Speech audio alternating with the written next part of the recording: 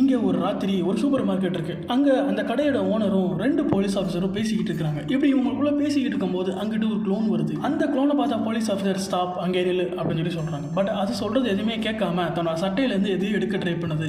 இதை பார்த்தா police officer பண்ணி ஃப்ரீஸ் ஆக போறியா இல்லையா அப்படின்னு சொல்லி கேட்குறாங்க. இப்படி இவங்க கேட்டுட்டு இருக்கும் போதே அது வெளியே எடுக்குது. பார்த்தா அது வெப்பன் எதுவும் கிடையாது, கையில மாட்டுற கஃப் தான். அந்த கஃபை பார்த்த உடனே அந்த போலீஸ் ஆஃபீஸர் நீ எதுவும் பண்ணக்கூடாதுன்னு சொல்லி சொல்றாங்க. பட் அந்த கஃபை அந்த க்ளோன் தன்னோட கையிலே மாட்டிக்கிடுது. மாட்டிட்டு கையை தூக்குது. பார்த்தா அந்த கஃப் அந்த கையில இல்லை. இப்போ அந்த போலீஸ் ஆஃபீஸர் இங்கே வா நீ மூலம் ஃப்ரீஸா நில்லு அப்படின்னு சொல்லி அவர் பக்கத்தில் வர போறாரு.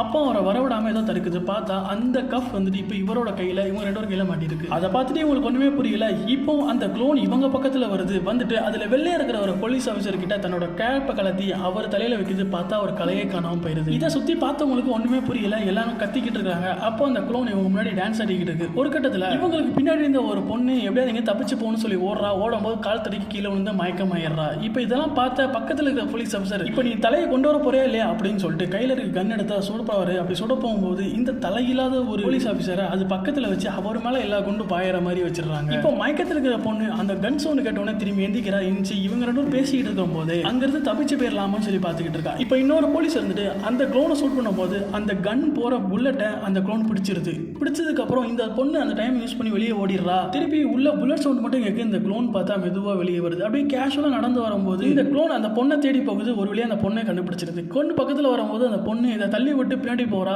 அப்போ அவ கையில் வச்சிருக்க பாட்டில் கீழே விழுந்து நொறுங்கிருது. அப்போ அந்த க்ளோன் மெதுவாக கீழே குனிஞ்சு அந்த பாட்டிலோட ஒரு ப்ளீஸை எடுத்து கரெக்டாக அந்த பொண்ணை குத்த போகுதுன்னு சொல்லி பார்த்தா அப்படியே சிரிச்சுக்கிட்டே மேலே பார்த்து தன்னோட த்ரோட்டையே அறுத்துக்கிடுது. இதை பார்த்து அந்த பொண்ணு ஆச்சரியத்தில் அப்படியே மயங்கி விழுந்துடுறா. ஒரு கடத்தில் அந்த தோட்டை வந்து அது அறுக்கவே இல்லை. அப்படியே திரும்பி மேஜிக் பண்ண மாதிரி எஞ்சி நிற்குது. அப்படியே மெதுவாக அந்த பொண்ணு பக்கத்தில் வருது. அந்த பொண்ணு சொல்லி அதே இடத்துல முடிச்சிடுறது.